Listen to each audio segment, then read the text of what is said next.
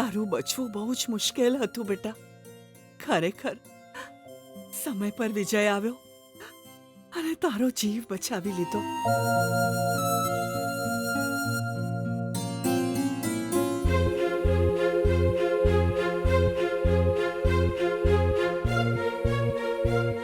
ના,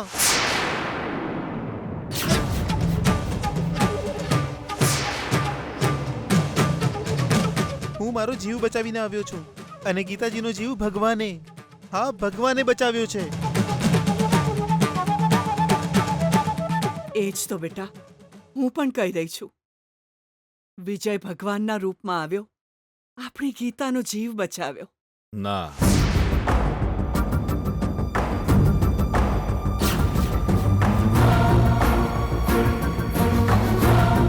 આ કોઈ ભગવાન છે કે પછી ગીતાની જિંદગી બરબાદ કરવા આવેલો એક રાક્ષસ છે? એના પર મને હવે શંકા થઈ રહી છે.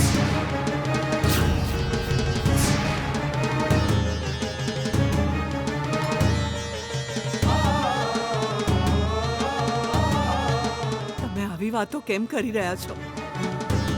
વિજયે કેટલી મહેનતથી ગીતાનો જીવ બચાવ્યો, એના વિશે તમે આવી વાતો કેમ કરો છો? આ જ કારણે સુશીલા, હું તને હંમેશા છે ને બુદ્ધુ બુદ્ધુ એવું કયા કરું છું. તું જાતે જ એકવાર વિચાર કરીને જો, આના પર તને શંકા નથી થતી? આપણને એની વાતોમાં ફસાવીને લગ્નમાં મદદ કરવાને બદલે ઘરે આવી ગયો. પણ જો એને ગીતા ના મળે તો મનમોહનને પણ ગીતા ન મળવી જોઈએ એવું વિચારીને એણે જ આવો પ્લાન બનાવ્યો હોય તો?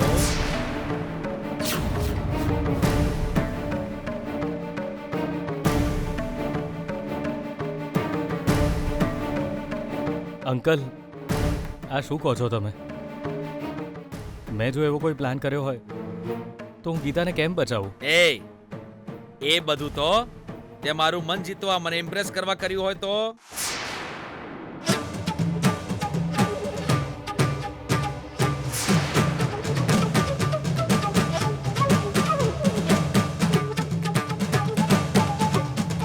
જો એવું ન હોય તો કાલે જ મચ્છરની દવા વાળો આયેલો ધુમાડો કરવા, તો આજે ફરી કેમ ધુમાડો કરવા આવ્યો એ?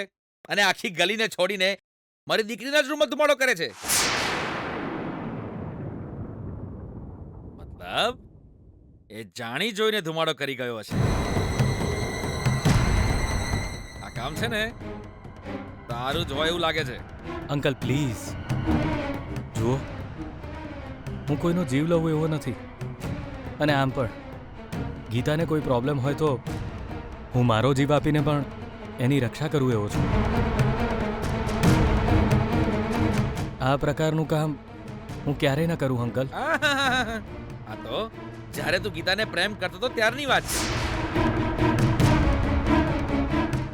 અત્યારે તેને છોડી દીધી. અરે એટલે મારી દીકરીએ તને છોડી દીધો. હવે તારા અધૂરા પ્રેમે તને બદલો લેવા પર મજબૂર કર્યો હશે ને? ના,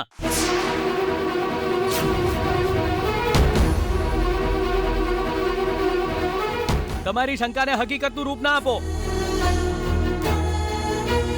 ગીતા સાથે જે થયું એના માટે હું જવાબદાર નથી. આટલું કહ્યું છતાં તમને વિશ્વાસ નથી? પેલા ધુમાડાવાળાને બોલાવો, એને પકડીને પૂછપરછ કરો. સાચી વાત શું છે ખબર પડશે.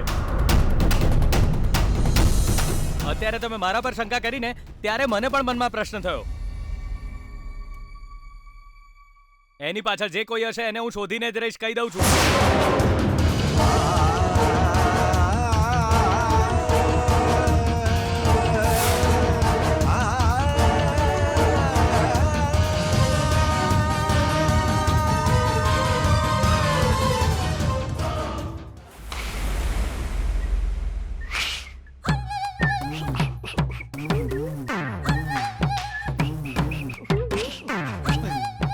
હેડી હેડીને પગ દુખી ગયા.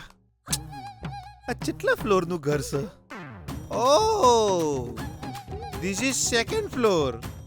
મન તો એમ કે હું ચોથા ફ્લોર પર આવી ગયો. આ ઘર છે કે પછી બુર્જ ખલીફા છે? સીડીઓ પતતી જ નહીં. આજ પછી મારી બેનાને હું જે પણ કહે એ મારી બધી વાત માનશે. એને હું જે પણ કહે એમ કહીને માથું ધૂણાઈને હા પાડશે.